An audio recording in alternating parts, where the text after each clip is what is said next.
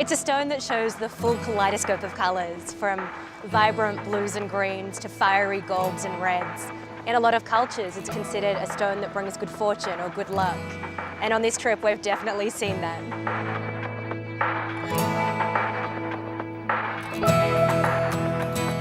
The only place in the entire world where ammonite is mined is right here at the foothills of the Canadian Rockies in Alberta, Canada.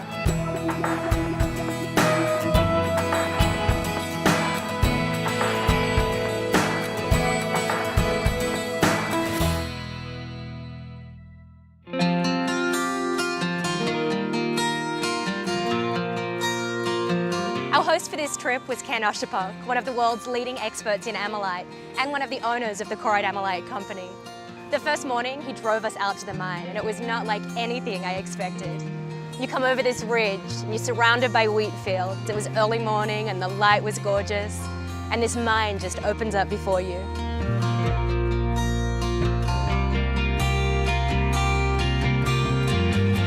There's a lot going on when you walk down into the mine. There are two backhoes operating, there are miners all over the place. It's a very manual process though. You see them moving an incredible amount of earth. And to know that they can go for days at times without finding any ammonite during that process really brings home how rare and exotic this stone is. This is pretty amazing. This is not like mining I've seen before. Well, you know, we're actually standing in the middle of a farmer's field in southern Alberta, just south of the great city of Lethbridge. But 70 million years ago, we would be at the bottom of the Bear Paw Sea. So 70 million years ago, this was underwater. Right, so the inland sea of the Bear Paw Sea occupied from north of Edmonton all the way to Texas. You know, when I look at the mud on my shoes right now, it's not too hard to believe. Well, yeah, we're all gaining inches as we walk through the mine for sure. So what actually happens when they do see some color?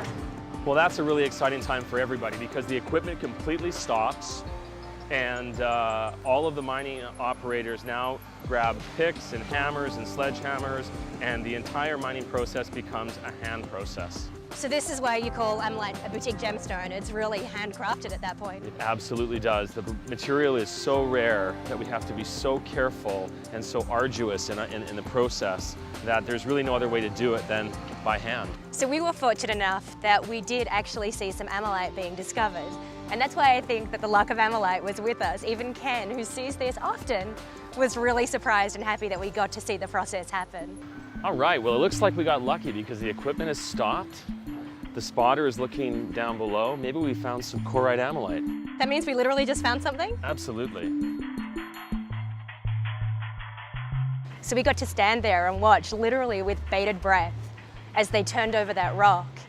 And this to me was the most impressive part of the entire mining process.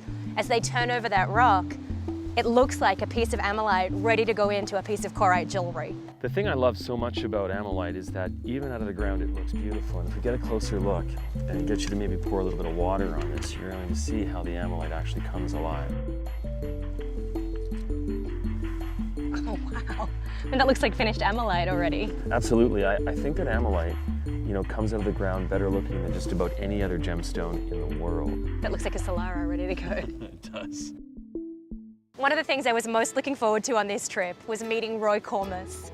Roy's family has owned the land that Korite ammonite mines for generations. And I didn't know what to expect, but when he arrived, I literally looked at Ken and asked if this was the real Roy Cormus or if he'd gone to Central Casting. He could not have been more perfect as a rancher. So how long has your family owned this land? Oh, since the 30s. And I understand that for ranchers, land is very important. Yes, that's the only thing we knew, and to this day, that's all I know. So a lot of people may not realize that digging the hole and mining the stone isn't the final process for the land. Can you tell us a little bit about the land here and what's happened? Well, this land out here, it was mined, and it was reclaimed. You could walk across it now and never, ever have an idea what went on there.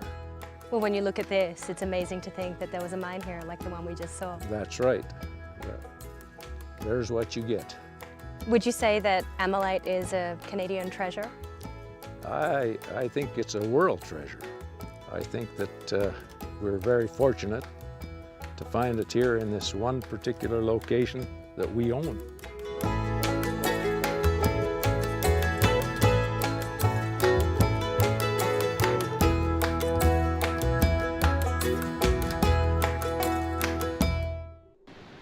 next leg of our trip was visiting the Korite Ammonite facility in Calgary, and it was both impressive and surprising. It is a small operation.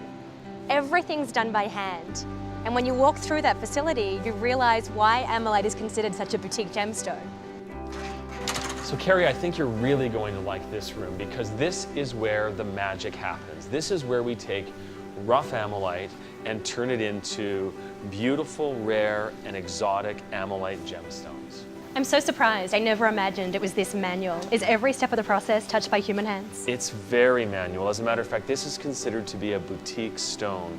And our gem cutters are not just gem cutters. They're artisans that are analyzing every single piece of rough to make sure that they can bring out the true natural beauty in every single stone.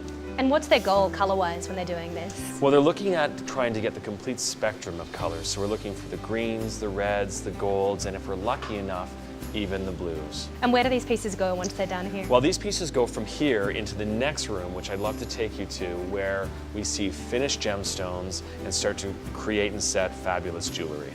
Well, I never need to be asked twice to see fabulous jewelry. Perfect. Well, let's do that then. So, Carrie, this next room is where we begin to sort and grade all of our ammonite stones and then create fabulous jewelry. This is how I'm accustomed to seeing ammonite. This is beautiful. Well, what you're looking at here is the top 3 to 5% in quality of what comes from the Korite mines. This is the most sought after ammonite in the world. Well, I must have very good taste because this piece in particular, I have been absolutely in love with ever since you launched it. Well, you've got great taste because I have to tell you, it's one of the most sought after pieces in our collection. Only 56 of these were made for the entire world last year, making it the rarest ammonite pendant in the world. Well, that makes me want it even more. Very good taste. I've always loved Korite ammonite for the color and the play of color that makes it so unique. So it almost seems ironic that when you come here and experience the birthplace of ammonite, that it's truly reflective of the colors of the land it comes from. The blues of these endless skies, the golds of the wheat fields, the greens of the forests, and the reds of the fiery sunsets. You know, you really realize that ammonite is a true reflection of the one incredibly beautiful place on earth where it can be found.